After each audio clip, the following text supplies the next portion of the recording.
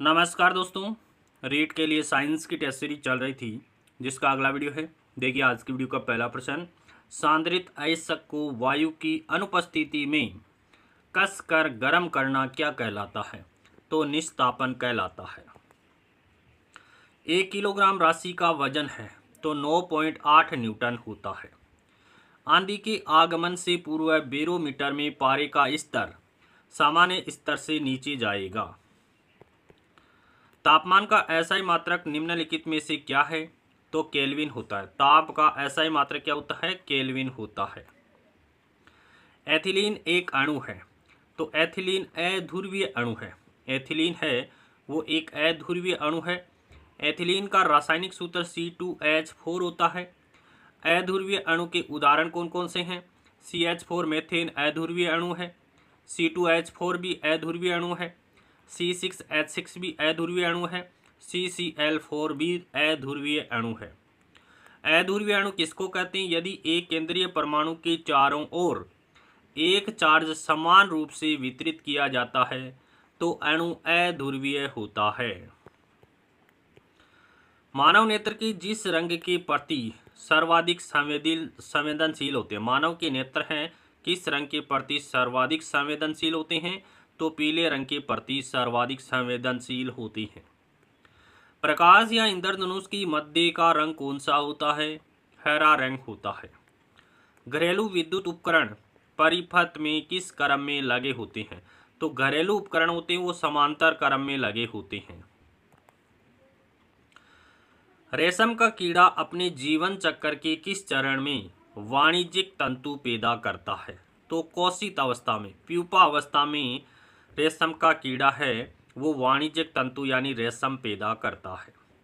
रेशम कीट लेपिडोप्टेरा वर्ग का कीट है और ये रेशम कीट है वो बॉम्बीसाइडी कुल का कीट है। रेशम कीट का वैज्ञानिक नाम क्या होता है? बॉम्बिक्स मोराई होता है। रेशम है वो प्रोटीन का बना होता है। सेरीकल्चर रेशम उत्पादन से संबंधित है।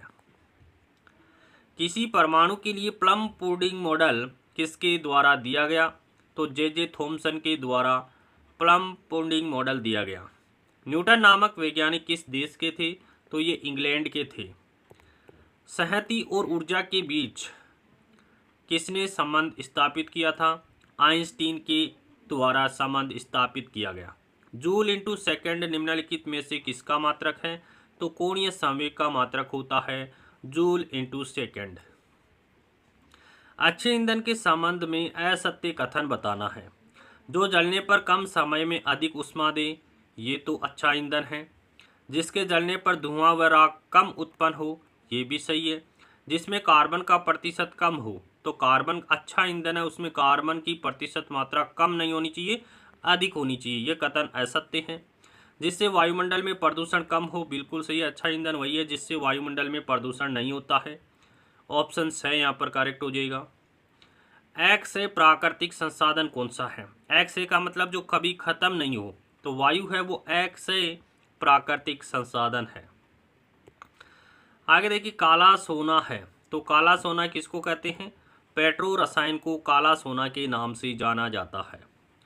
निम्न श्रेणी का कोयला है तो पीट निम्न श्रेणी का कोयला है क्योंकि इनमें कार्बन का प्रतिशत मात्रा 60% होती है।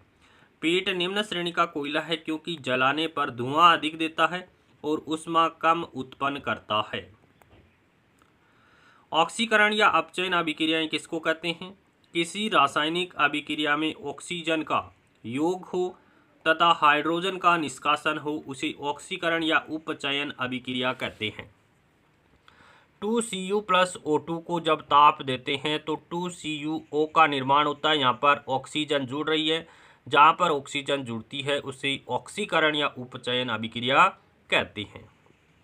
कार्बन डाइऑक्साइड का रासायनिक सूत्र क्या होता है? कार्बन सब ऑक्साइड है। कार्बन सब ऑक्साइड का सूत्र होता है C3O2 होता है। वायुमंडल की खोज करने वाले वैज्ञानिक कौन थे? तो डेनियल रदरफोर्ड ने वायुमंडल की खोज की थी।